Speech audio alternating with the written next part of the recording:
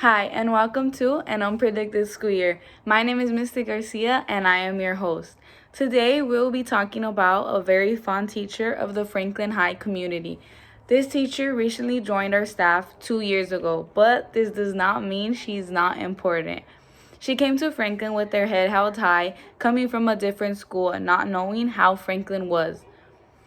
However, she managed to get through it and made her stay at Franklin permanent. Every day since she came to Franklin, she came with the same positive attitude and amazing humor. Never thinking about herself, the moment she stepped foot into Franklin, her focus was on the students and only the students.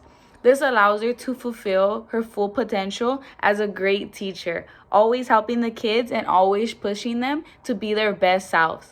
Let's hear from one of our students.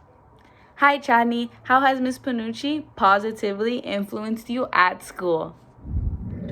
Now, let's speak to the one and only Miss Panucci. Thank you so much for being with us here today. Our first question is, why did you become a teacher? I decided that I wanted to become a teacher back probably in high school. Sophomore, junior, senior year.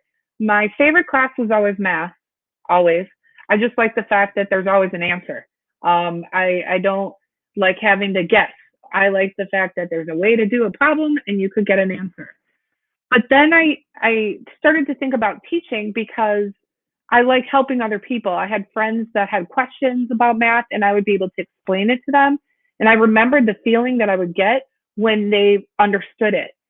And weirdly enough, I also liked when your teacher would always say, pass your paper to the person next to you. I liked correcting papers. Hindsight, that's not the best decision. That's not the best part about being a teacher. But that's pretty much when it started, was high school. Who has influenced you as a teacher? If you ask me the question of who really influenced me as a teacher, I would probably have to say my AP calculus teacher that I had in high school. Her name was Miss Sarno. She was a younger teacher, but not super young.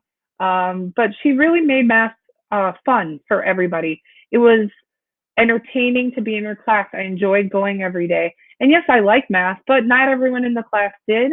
And I could see that same feeling on pretty much everyone else in the class.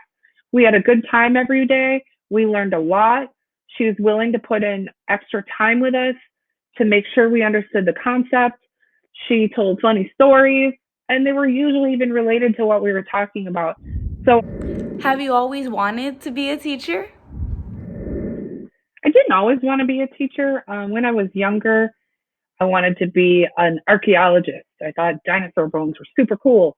I also, at one point, wanted to be an astronomer, or an astronaut, not an astronomer, an astronaut.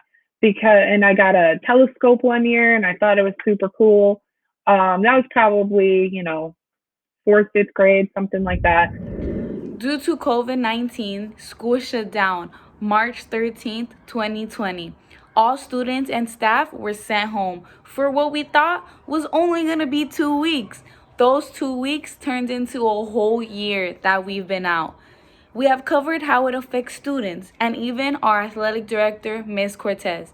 However, we are missing the most important people at our school, the teachers. Ms. Panucci certainly didn't go to school to teach her students via Zoom. Let's hear how she feels about this. How has teaching been different during COVID 19? Teaching has been very different during COVID 19. And the main reason is not having that personal one on one interaction that I can have in a classroom.